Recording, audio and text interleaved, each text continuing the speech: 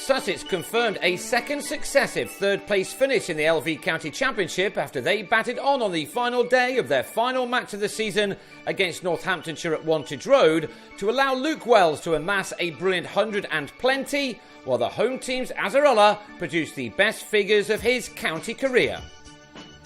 Wells began the fourth morning on 91 but lost Luke Wright at the other end in the day's second over, the all-rounder nicking off to Azarullah for his third success of the innings. That put Sussex on 210 for 4, only one run added thus far, and that had them 284 runs to the good. They knew that a draw was all they needed to confirm the prize money for finishing third, and so were in no hurry to set a target for their hosts. Michael Yardy soon had that lead above 300. 8 times this season, Wells had got past 50, and he waited until the last day of the summer to convert one of those starts into 100 in what has been quite a game for the 23-year-old. His 13th four took him to an 8th ton of his career, this one occupying 255 deliveries. This after he'd made a season's best 81 in the first dig. He'd been at the crease for 5 hours this time and was to stay for a while longer yet. A good bit of stumping from Adam Rossington then brought an end to Yardy's innings on 21, Rob Keogh with just the 5th wicket of his career.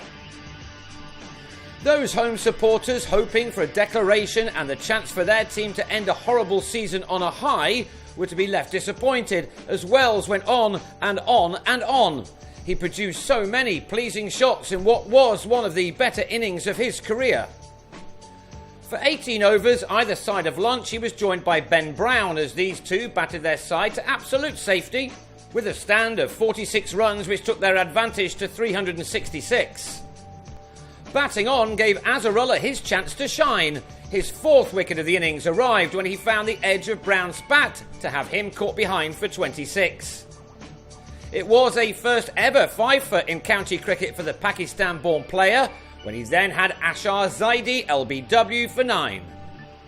And it was 6 for him next ball as Steve McGoffin gave Rossington some more work as the batsman was gone for a golden. That flurry of wickets gave Wells the opportunity of carrying his bat through the innings with his side now 8 down. The opener thumped Ollie Stone over the top to get to his 150 with a 6 off his 333rd delivery.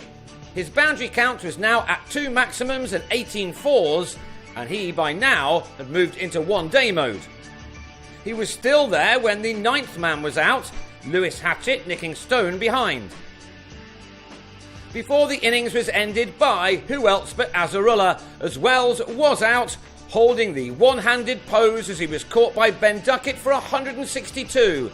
Azarullah taking 7 for 76, just a couple of runs away from being his career best. It gave him match figures of 10 for 158, the second 10-fer of his career. So Sussex were all out for 343 to put them 417 runs ahead, and given that Northamptonshire were bowled out twice in 40 overs in their last match against Durham, there was still enough time for the visitors to claim an unlikely victory.